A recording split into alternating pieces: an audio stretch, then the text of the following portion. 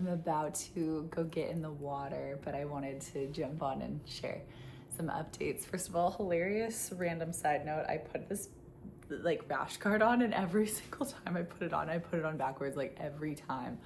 And there's like little pads, which I honestly wish weren't near, but like I have gone in the water with the pads on my back, like full back boobs that I didn't even, yeah. So, hey, I was just leaving some audio messages for some friends who were asking me how I'm doing and what's going on, and I wanted to come on here and share because I feel just so much bliss, and again, hopefully can, I don't even know, shed some light on what it's like to go through almost like a backtracking in a relationship and still have it feel healthy and good. Do you see me pulling this down like I'm trying to be sluttier about it? Anyways, okay, so basically, my partner just left and we had a lovely weekend together where he showed up and took me to an amazing dinner and was in so much of his leadership, from just how he picked me up to how he ordered to everything. And that was part of the ask in this kind of shift. And it's feeling so natural. And one of the other things I really wanted to feel in this relationship was inspired. And I'm inspired by his story and so much about him, but in this day-to-day environment, I wasn't feeling like inspired. And it's just all like pouring back into me. And suddenly this person is like the person I'm most inspired by. And it's how he's taking this time in so much stride. So we're no longer living together, my partner and I. We just made this decision about a week ago, and it was incredibly challenging. We thought that we were going to have to end the relationship because, to me, if you move out, you're done. Like I've never seen that. I'm sure there are other people doing it, and maybe you're here like I'm going through this, and I'm here to share some things. First of all, trust your body. That's the only thing that you can possibly let be your guide. There's nothing wiser than your body. If it contracts, it's a no. If it opens, it's a yes. And we just feel into our gut and our soul and everything that's happening when we're having conversations with people and trying to navigate what's best for you. In this case, we landed on this as an option for us, and we both felt like we could breathe, and it felt really potent and powerful and possible because we were going through just we had really different needs at this time, basically. And I had the sense that the needs that he had and the needs that I had would require us to be alone. And I didn't realize like alone could actually mean just out of the living environment. So we're doing this right now because of how committed we are to our own growth and to ultimately the growth together. Like, we're not here fucking around. Like, we want this long term. That's what we're here for. And if we can stand the test of this, which is so essential so that we both can become the people that we want to be, then we both keep saying we can withstand anything. So the amount of positivity this man has is beyond. I'm so moved because one of my main concerns and feeling like we needed to end things was even if you go ahead and do these things, I think you're gonna do them for me and not for you. I could not be more wrong. Like, as I'm watching him, it's literally like he's so excited about this chapter for him.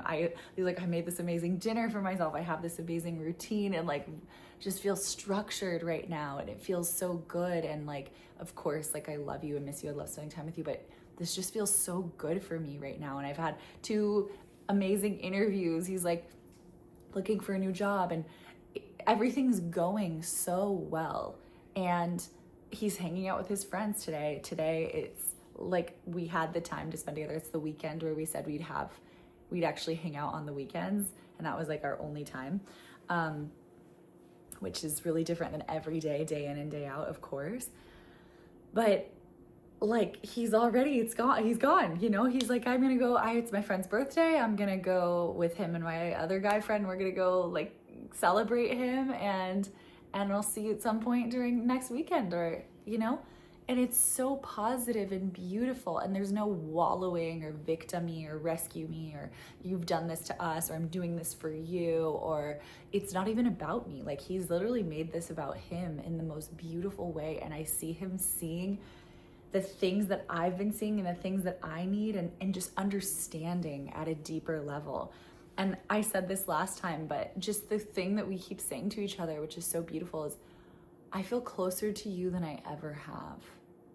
I feel so much more understanding of the person that you are, and I already felt close to you, but now it's just a different level, and it's a deep level of respect and reverence for each other's path, which is, yes, like, they're parallel. Like, this is the intention, right? Our intention is clear. Like, we want to do this together, but we need to have this separate living environment in order to do that. And if you're dating someone and you're like in that stage, which is normal in the beginning, sometimes for years, to not live together, and maybe you have more boundaries around it, awesome, because I get it. It's important that, I said this in my last video, when you are young and or going through a transition or whatever it is, you got to stay with yourself. And if it's easy for you to enmesh during critical times of your life and vulnerable times where we do fall into enmeshment more, then this might be an option. This has been so powerful. And even if you're in a married partnership or like cohabitating together and you're going through something, obviously communicate, stay close to yourself, know you so that you can communicate to them. But then an option that is really powerful is maybe even taking a trip and staying apart for a little bit. Like, you go somewhere, they stay back, vice versa, so that you can come back to your own rhythm and stay connected to yourself. And my mission is to stay connected to myself, and I know my weakness is my romantic relationship because of a history of codependency. It's easy for me to get lost in that person, and it's easy for a lot of people to get lost in their person. Let's be honest. But if you know your sensitivities, you know your vulnerabilities, I never thought this would be an option, but this has been a powerful option. So I'm sharing it to just show you what things can look like. And gosh, I never thought I'd feel empowered by this move. I never thought I'd feel anything other than sad or anxious, but we have such a baseline of trust and love and security that I don't feel anything other than empowerment. And the fact that he feels that way too is just like the biggest breath. It's not even just a breath of fresh air. It's like a buckling at my knees in devotion and reverence and inspiration and awe for my partner, which is exactly what I've been needing. So it's really beautiful. Like, trust the polls, trust the reckoning, trust the, there's that Tower tarot card that everybody hates where you pull it and it's like, shit's gotta fall apart to get good. You gotta trust that process. Sometimes it means leaving the relationship entirely. Sometimes it means taking on a new iteration, shape, and form. And that takes a lot of bravery and self-connection. I think a lot of people wouldn't even have like the stamina to navigate the possibilities within and the self-trust. But that's why I say you really need a personal practice, like a meditation or something, or journaling. Therapy helps. All these things help, but you're really, really connected to you and you know your body's yeses and nos. Because no one can argue with your body's yeses and nos. It's yours. It's yours. And if you're somebody who's going through like a shutdown period, if you're somebody who's in panic or anxiety attacks or depression or anything like that, something needs to change in your life. And I know it's scary. You're like, the last thing I want is instability when I already feel so unstable. And so take your time, but please know that it's not you. It's something in your field that needs to change. So, whoop, got a call. That's been my hugest lesson. I learned that in my last relationship. I've learned that through the course of my life, but this is why I can be so grounded here in front of you on YouTube, sharing this stuff so vulnerably, because there's no part of me that's wavering now. There's just security. And I even was sharing when I was wavering, but I was also expressing that. Like, I'm not afraid anymore to show up vulnerably because I know I've got me. I know I'm connected to me and what I need. So that's just my short one today. Just a little update.